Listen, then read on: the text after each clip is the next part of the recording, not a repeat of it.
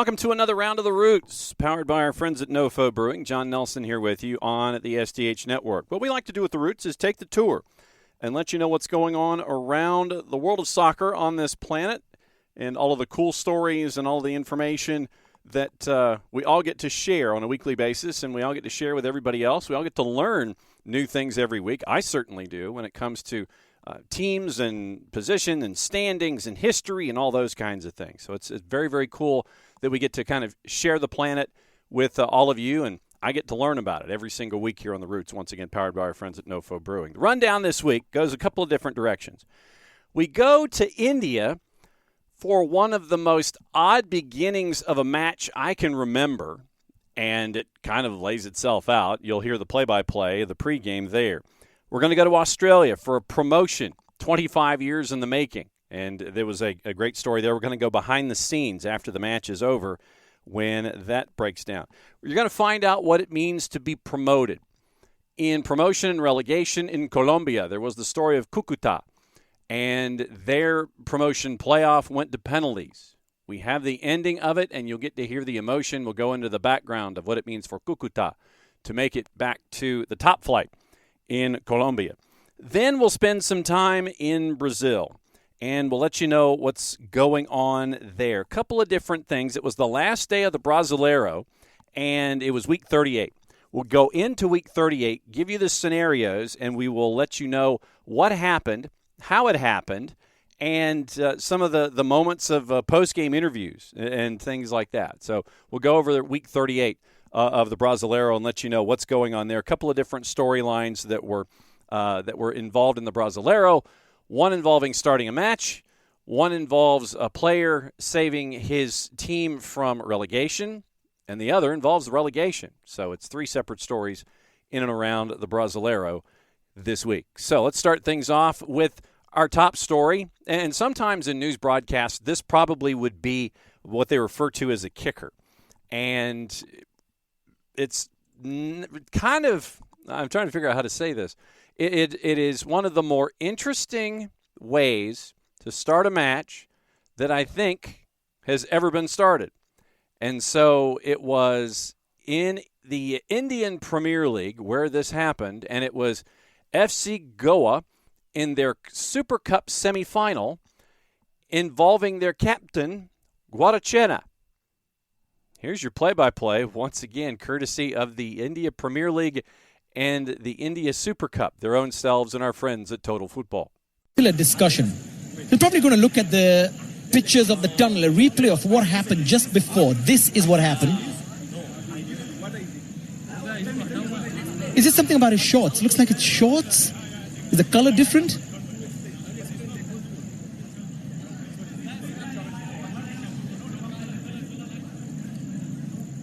It's maybe the tone that was used with the officials.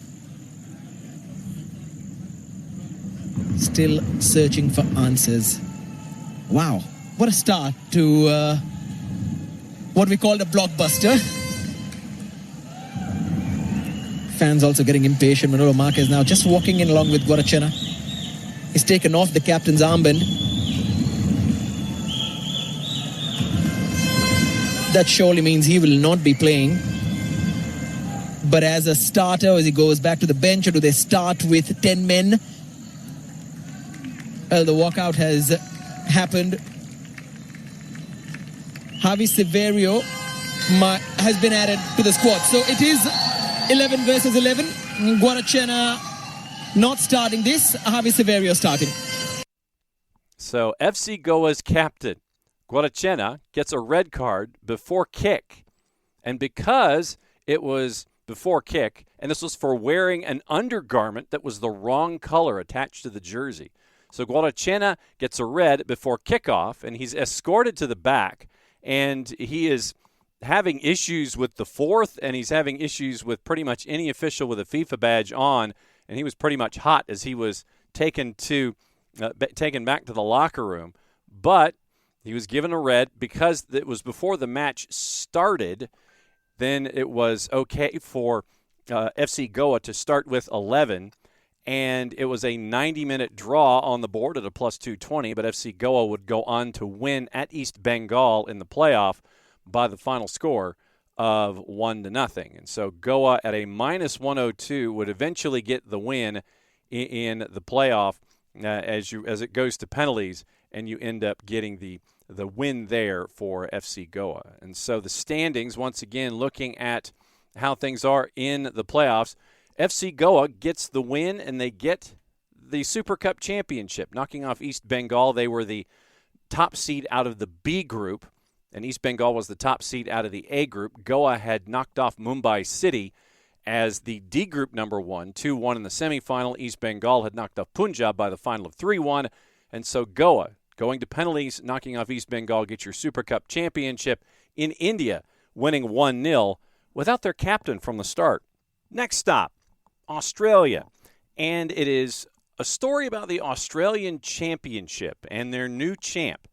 The Australian Championship, for those of you that may not know, it was organized by Football Australia, and it's held at the end of the National Premier League's season.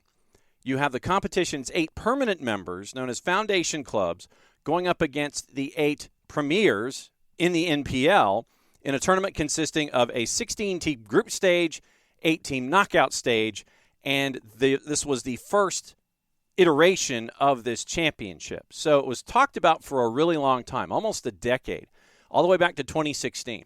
In March of 2017, you had the establishment of the Association of Australian Football Clubs, and this was the idea where they would open up a dialogue with Football Australia and various other stakeholders because they wanted to establish a national second division. The board had several members in their respective states, and in January 2018, they released a timeline for the implementation of the competition, requesting expressions of interest from clubs that would compete in what they would refer to as the championship. So in February of 2019, it was announced that the competition could be up and running by the 2020-2021 season. June 3rd, 4 months later, they announced the new National Second Division. It was given the green light, so you get the next stage of planning and a revised start date of the 21-22 season. So on 15th of September 2020, you had a provincial list of 35 partner clubs that was released. And those official partners included NPL clubs from every state in Australia. Think of a state as like a province in Canada, say. And so it would be like New South Wales or Tasmania and so on and so forth. So October of 2020, Football Australia releases the 11 principles for the future of Australian football, Vision 2035. January 2021, they claimed that the establishment of a national second division competition would be affordable and feasible. Then during the development phase, you get the potential competition known as the National Second Division or National Second Tier. May of 21, Football Australia chair Chris Naiku declared he was expecting a model to come from the Football Australia board in the second half of the year, and he'd love to see it for the 22-23 season. So then in late 2021, Football Australia CEO James Johnson points to the pandemic as a hurdle because you haven't had anything come online yet. Then you end up with the National Second Division featuring 12 clubs expanding to 16 within the first 4 years. And officials also thought of avoiding the American-based franchise system, expressing hope it would become more aligned with the promotion relegation model. February 2022, you end up with a report that was released and funded. It was believed it was time for the merit-based competition structure to be introduced, and it has around the world. Then the chairman comments all the pieces are there for this second division to happen. Time for implementations now. Working toward March 2024 as your preferred start date. So we've had start dates that have gone all the way from the 2020-2021 season. Now we're all the way up to March of 2024. And so then you have the Champions League format proposed, and that was initially opposed by the other element, the group that wanted to put the NSD together, that second division together. So then in March of 23, you end up with a bidding phase. 32 teams bring in bids, 26 accepted to progress to a formal proposal, and those would be evaluated late November of 23. So the first season was supposed to now commence in March or April 25. And teams are going to play a full home and away season. So then you get your 8 inaugural teams in Football Australia announcing the second division. And it would be 10 or 12 teams, double round robin format, final series. January 29th of 24, they announced the final selection process that had begun with 24 teams. Football Australia confirms that in October of 24, the competition would begin 2 months ago. Then in February this year, They announced the competition would be called the Australian Championship. So July of 21st of this year, Football Australia confirms the completion of the Australian Championship, the national second-tier request for proposal application process. And so you have 16 teams. Goes from October to now. 16 teams, 8 foundation clubs, 8 other NPL clubs that qualified through regular season and through their own competitions. Group stage, teams divided into 4 groups of 4, double round robin, top 2 teams in each advance. Competition, it goes 3 rounds, single leg, semifinal, final, Football Australia. So you have your foundation clubs, and one of those is South Melbourne. We'll get into them in a sec.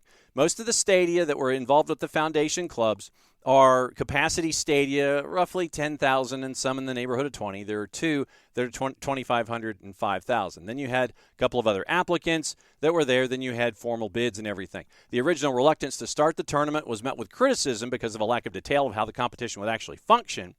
And so Football Australia was also criticizing because teams didn't progress after the expressions of interest period. So it's like, okay, you kick the tires and then you don't get back to us. So you end up with the competition being what it was. After all of this time, you finally got to October of 2025 after the idea came to the fore in October of 2016. And you end up with these 16 teams playing basically over a 2-month period, and you end up with the competition finishing up with South Melbourne FC and Marconi Stallions playing in the Australian Championship Final. Here's some of your highlights, courtesy of the Australian Championship, their own selves. Franco Meyer. Oh, a loose back pass from Meyer. And away comes Agwek. Looking to go around Milinaric. Manny Agwek. He's still going. He scores! Magic Manny Agwek in the grand final. Nicola to swing it in. Yankovic! It's 2 for South Melbourne! And it's a captain's goal for Marko Yankovic! So South Melbourne, who had played the 6 matches in their group, they had a goal difference of +7, had 16 points. So they would advance. Then they would eventually play Marconi Stallions in the final, and it would be South Melbourne getting the win, the inaugural champs of the Australian Championship. After the match, you kind of know how teams celebrate. And so this is what happens when you give one of the players a microphone. Argentine Nahuel Bonada with a microphone hanging around his teammates in all of the glory of the initial win in the Australian Championship, courtesy of the championship their own selves. One coup, South Melbourne champion 2025. Let's go. We are here with the man of the moments. We are here. We are champions, brother. How you feel, brother? How you feel coming back to South Melbourne and all the way to the final and being champion? Nah, it feels good. Honestly, it was a no-brainer coming here. This is my home. This is where I love. This is where I enjoy it. So to be champions today means a lot. What is the chant?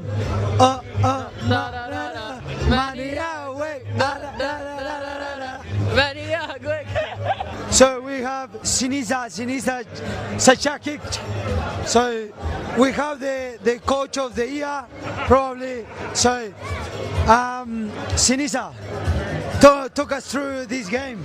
We worked hard in the week, during the week, and we finally got it.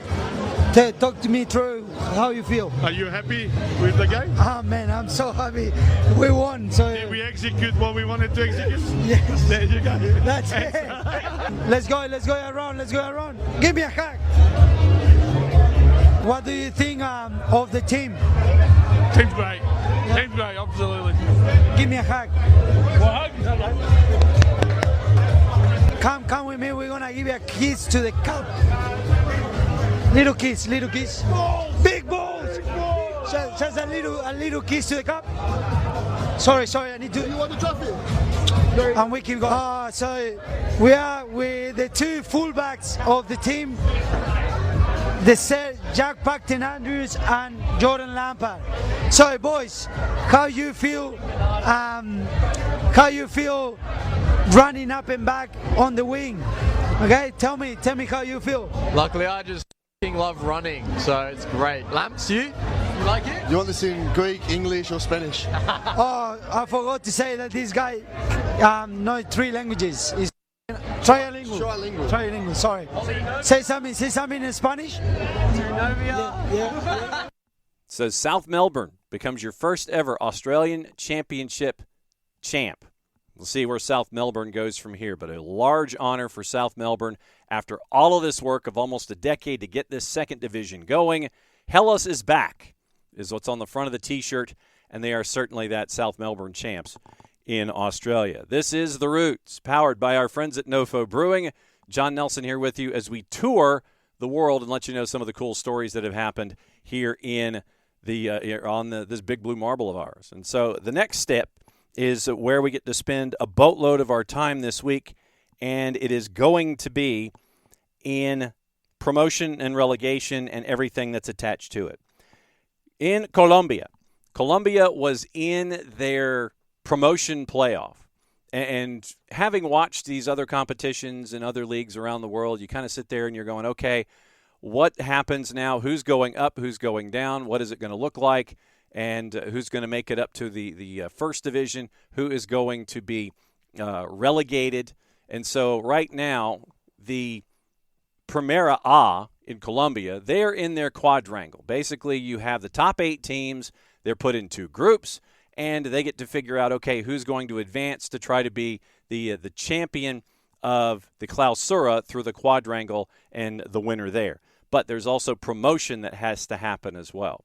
And so we go to the end of the promotion final. It would take longer than 90 minutes. Cúcuta Deportivo had the opportunity, if they could win the PKs, they would be playing in the Primera next season.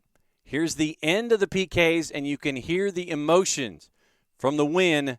And I know I kind of spoiled it a little bit, but here's the ending, courtesy of our friends at Win TV Plus. Así está la gente en la casa. Un penal que te puede volver a mandar a Primera División. Álvarez versus Kevin Cataño. Para la historia, ¿sí o no? Álvarez, preparen. ¡Apunten! ¡Fue! Listo. ¡Gol!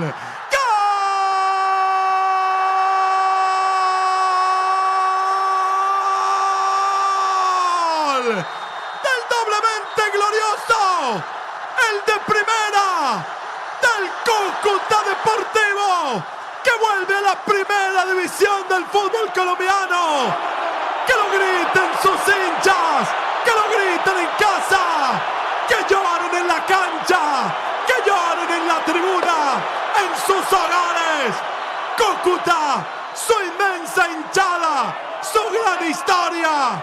¡Son de Primera División! ¡Disfruten esta tarde! ¡Disfruten esta noche!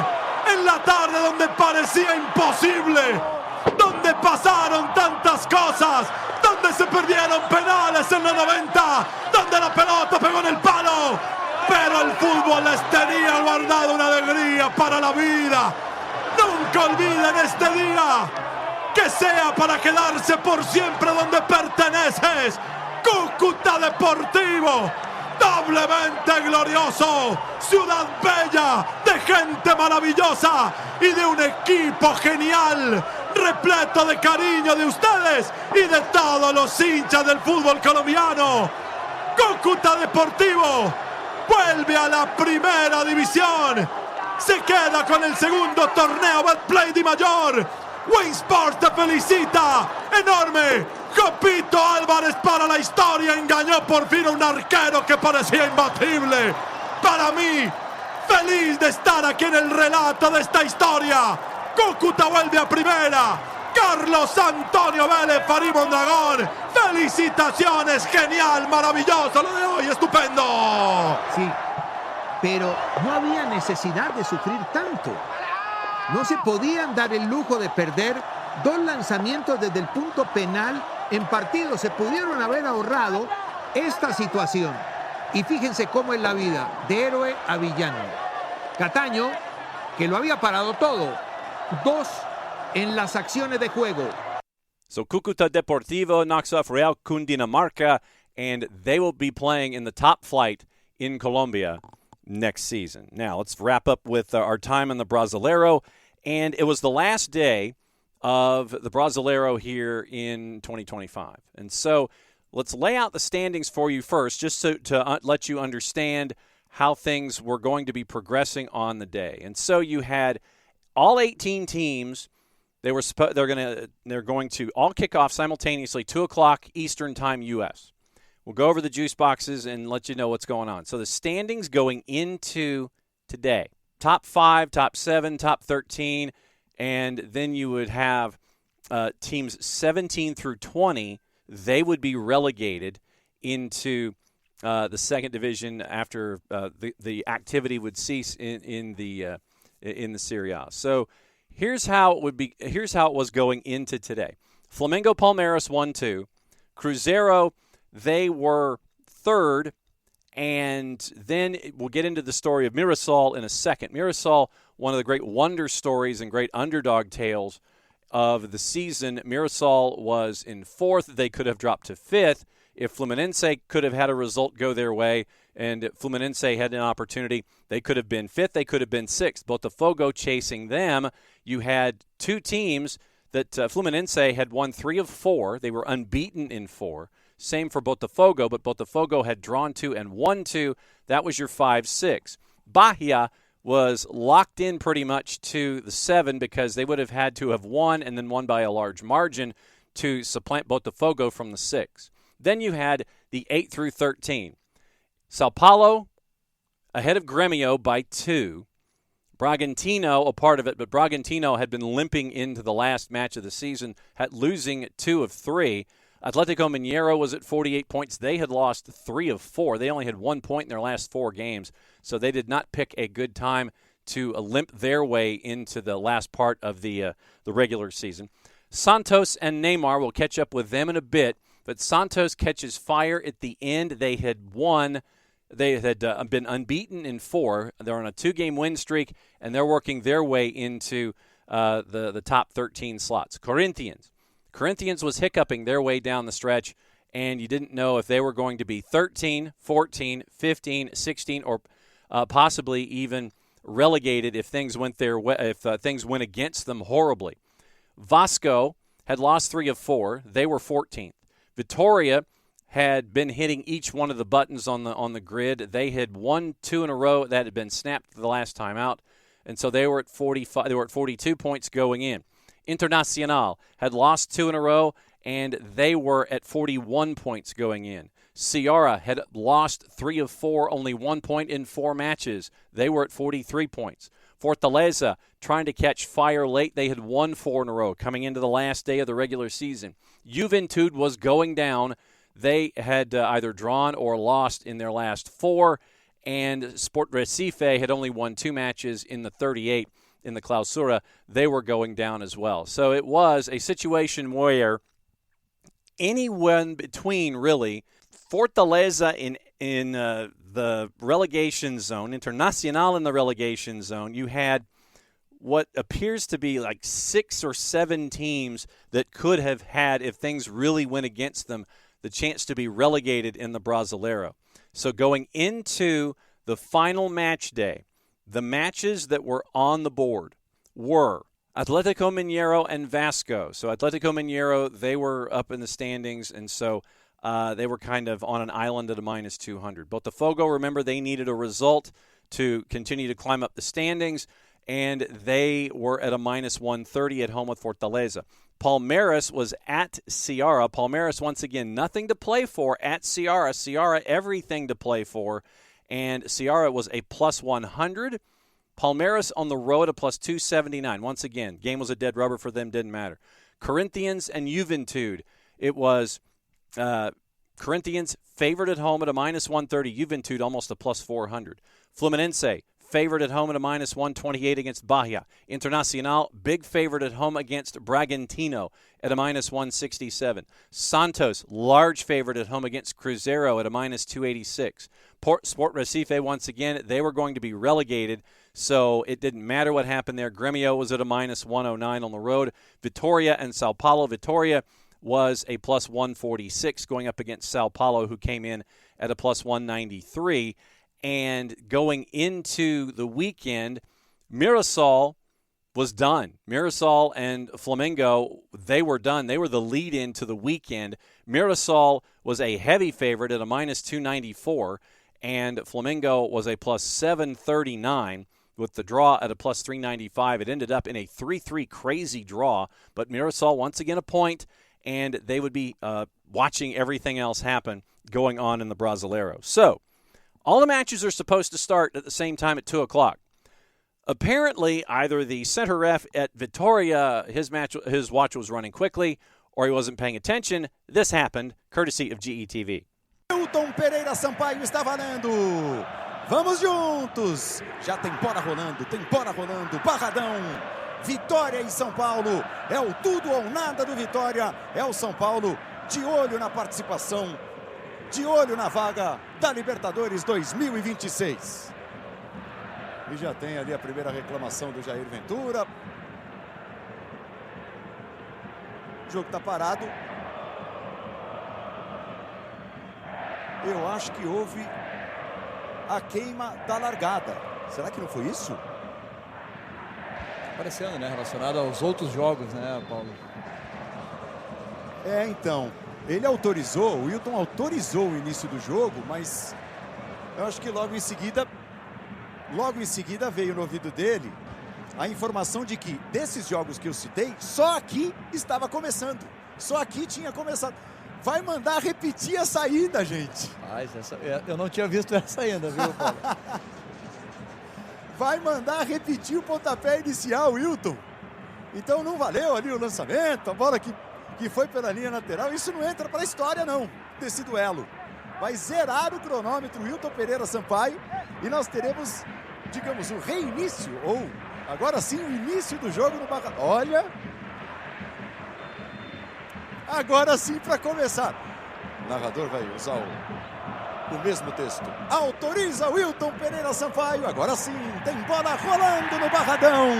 So as you heard, once again in Portuguese, he started the match too soon.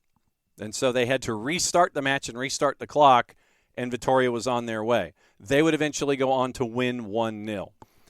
Grêmio would go on to win 4-0 at Sport Recife. Then that would knock out those two matches and let you know what's going on with those two. Then Neymar and Santos, one of the great stories of the run-in. Santos gets the win 3-0 over Cruzeiro. They caught up with Neymar, did GETV after the match, and Neymar was open and honest about the run-in. Esses jogadores do mundo, que é o Rodri, sofrendo para voltar, Pedro, então não é fácil. É que quando é o Neymar... quando é o Neymar bebe, Neymar sai, Neymar... Porra! Mas fazer o quê? Faz parte. Mas confesso que foi muito difícil nessas últimas semanas. Pós-jogo contra o Flamengo, apanhei demais. Eu acho que ultrapassaram um pouco, né, nas pancadas. Eu acho que quando é comigo eu sempre passo um pouquinho do limite. E dessa vez foi a primeira vez que eu pedi ajuda. Que meu emocional foi pro zero, que eu não tinha mais força para me erguer sozinho. E meu treinador, os meus companheiros, a minha família foram importantes demais nesse momento por me ajudar a me reerguer. Então eu agradeço a todos, porque se não fosse eles, eu acho que eu não tinha força para voltar. Mas fala mais dessa ajuda, qual foi esse tipo de ajuda? Foi ajuda psicológica mesmo. Porque você já disse que tinha feito terapia, parou, aí voltou, só para essa semana. Não, já tinha feito terapia um tempo atrás, mas não foi nada porque eu estava mal, era porque eu queria uma autoajuda mesmo, por me ajudar mais, mas dessa vez foi a primeira vez que meu emocional foi pro zero. Confesso que sou muito forte emocionalmente, aguento muita pancada, mas dessa vez eu não aguentei, foi difícil para mim. So with Neymar, Santos avoided relegation from the Brasileiro. Neymar, 5 goals and an assist in his last 4 games, playing through an injury.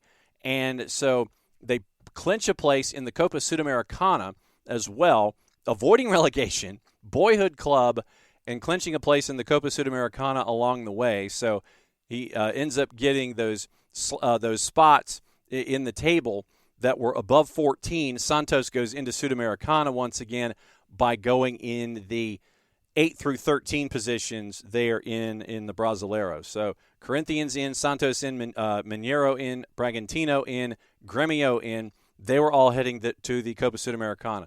Asked about his future after the match. His contract supposed to expire in a few weeks. He says, I don't know, really. I don't know. I need some days now. I need to rest and disconnect, then decide my future. For sure, my priority always goes to Santos. And so playing through that injury, huge for Neymar and huge for Santos once again as they make their way through. And when you have a moment like that for Neymar when the entire stadium is chanting your name, when you have the last 5 matches injured, saving them from relegation, getting them into Sudamericana, absolutely crazy scenes as Neymar helps out his boyhood club. And so even before the match, he was warming up and a Santos fan shouted at him. He says, Neymar, I'll give you my knee so you can play. Neymar goes back to the fan and he says, I need both. That's where it was with Neymar right there. So Neymar had suffered the knee injury. Doctors recommended surgery. He still plays the last 3 matches. And you end up with Neymar getting the win and helping out his team there, Santos and Cruzeiro. And there was a patch on the jersey honoring his 150 goals for Santos along the way. So big day for Neymar, and it was an even larger day. It was for his boyhood club. So making it, he tries to have the post-match interview even, can't even speak because he's holding back the tears. And it was a torn meniscus, by the way. Torn meniscus, doctors tell him to stop, gets a hat trick to get them out of the relegation zone to begin with.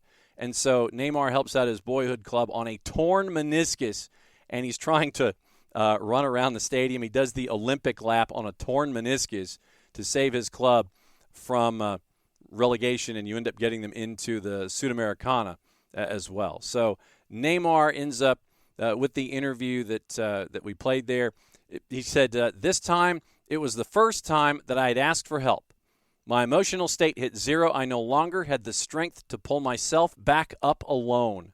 And so that's what Neymar had with that big wrap around his left knee. And so Neymar and Santos get into the Copa Sudamericana. Now into the relegation battle with the other scores on the board that were there. It was Fluminense 2-0 over Bahia. Corinthians and Juventude 1-1 draw. Botafogo beats Fortaleza 4-2. Atletico Mineiro 5-0 over Vasco. And so that left Palmeiras and Ceará and Internacional and Bragantino. So Internacional goes into the game a favorite at a minus 167.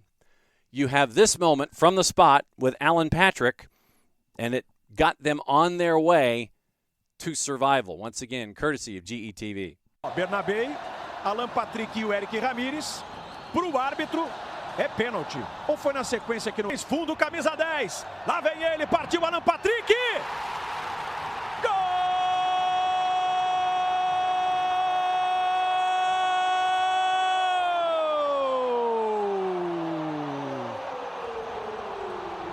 So Alan Patrick scores as a part of a 3-goal outburst against Bragantino. They would eventually win the match 3-1. Palmeiras, as an underdog, beats Ceará by the score of 3-1. Ceará had not been in the relegation zone all season in the Serie A until the last day of the season in the Brasileiro. So you end up with Sao Paulo, Grêmio, Bragantino, Atletico Mineiro, Santos, and Corinthians all getting into the Sudamericana. You have Flamengo, Palmeiras, Cruzeiro, Mirassol, Fluminense all going into the Copa Libertadores. Botafogo and Bahia, they are in the playoff play-in spots. So here's how it finishes. We'll go over the story of Mirassol coming up in just a bit. So it was Flamengo 3 points clear, Palmeiras 6 points clear. Once again, nothing to play for, and they send Ceará down. Cruzeiro, 70 points. They lose on the final day. Mirassol gets a draw. They had hit each column once in the last 3 matches. 67 points on the season, finishing 4th. Fluminense, 64 points. They were unbeaten in their last 5, 4 wins and a draw. Botafogo, 63 points, winning on the last day, and a goal difference of plus 20. Bahia loses on the last day of the season, finishing 7th at 60 points. Sao Paulo loses on the last day, finishing 51 ahead of Grêmio, who won the last day at 49. Bragantino loses 3 of 4 going in to the end of the season. They finished 10th at 48 points with more wins than Atletico, who had 48 points, and they won on the last match day. Santos with the win, once again unbeaten in their last 5, 3-game win streak to close, 47 points, scored more goals than Corinthians. So it was Santos with 12 wins, Corinthians with 12 wins, Santos with 3 more goals than Corinthians. Santos advances, and they finished 12th. Corinthians finished 13th. Vasco loses 4 of 5 to close. They end up 14th, 2 wins ahead of Vitória, who won 3 of 4 to get to 45 points. Internacional with the win, they're out of the relegation zone. 44 points, 16th place. Ceará loses 4 of 5 down the stretch, 1 point in their last 5 matches, and that loss to Palmeiras ends up sending them to the relegation zone, and they will go down 43 points, 11 wins, 34 goals scored in the season. And they had, with the Fortaleza, it was the same record, and Fortaleza with a goal difference of minus 15. They lost on the last day of the regular season to Botafogo, did not move from 43 points, and a lot of other folks did. Fortaleza goes down, Juventude goes down, Sport Recife goes down, and that is the Brasileiro for 2025. And that is another go-round of the Roots, presented and powered by our friends at NoFo Brewing. John Nelson here with you, and we hope that when we give you all of these stories, that it might give you pause, might give you the opportunity to kind of dive in a little bit and see where things are, and open up some new doors and find out what's going on in and around the planet when it comes to everything in the world of soccer. So this time around, it was India, it was Australia, it was Colombia, it was the Brasileiro, and we're going to wrap up with the story of Mirassol. And a lot of folks looking at Mirassol in the Brasileiro and going, it was one of those great seasons of Mirassol. And for them, they won Serie D in 2020. They won Serie C in 2022. Runner-up of the Brasileiro Serie B last year.